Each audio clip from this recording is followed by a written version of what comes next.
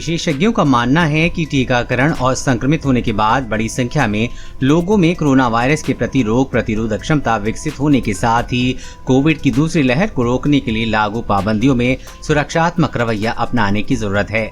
अखिल भारतीय आयुर्विज्ञान संस्थान दिल्ली में कोविड-19 आईसीयू का प्रबंधन देखने वाले डॉक्टर युद्धवीर सिंह ने कहा कि जब संक्रमण के मामले कम हो तब अधिक गतिविधियों को बहाल करने के लिए कुछ प्रतिबंधों में ढील देना आवश्यक है।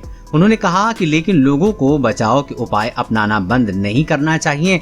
कोविड से बचाव के अनुरूप व्यवहार करते समय और प्रतिबंधों को लागू करने के दौरान सुरक्षात्मक रवैया अपनाना जरूरी है।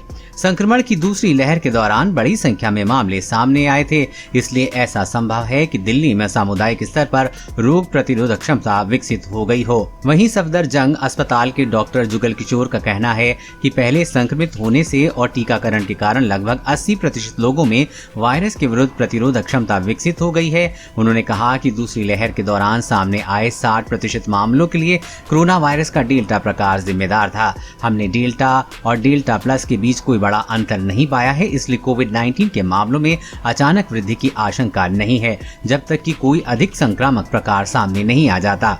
अब भी ऐसे लोगों का प्रतिशत अधिक है जो संक्रमण का शिकार नहीं हुए हैं या विभिन्न कारणों से टीका लगने के बाद भी उनमें पर्याप्त मात्रा में एंटीबॉडी नहीं बनी है। दिल्ली की लगभग 30% जनसंख्या ऐसी है और ये संक्रमित हो सकती है।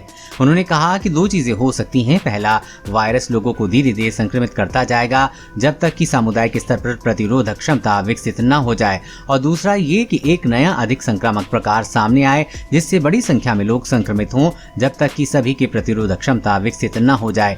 लेकिन ऐसा लगता है कि तीसरी लहर दूसरी लहर की तरह गंभीर नहीं होगी। उन्होंने कहा कि एक और आशंका है कि पहले से संक्रमित होने और टीकाकरण के कारण जनित प्रतिरोधक क्षमता से अधिक ताकतवर वायरस का नया प्रकार सामने आए।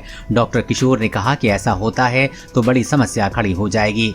नीति आयोग के सदस्य डॉक्टर वी.के. पॉल ने भी दिल्ली सरकार से सतर्क रहने को कहा है, क्योंकि अगले 3 महीने अहम हैं और प्रतिबंध हटाने से कोविड-19 के मामले बढ़ सकते हैं।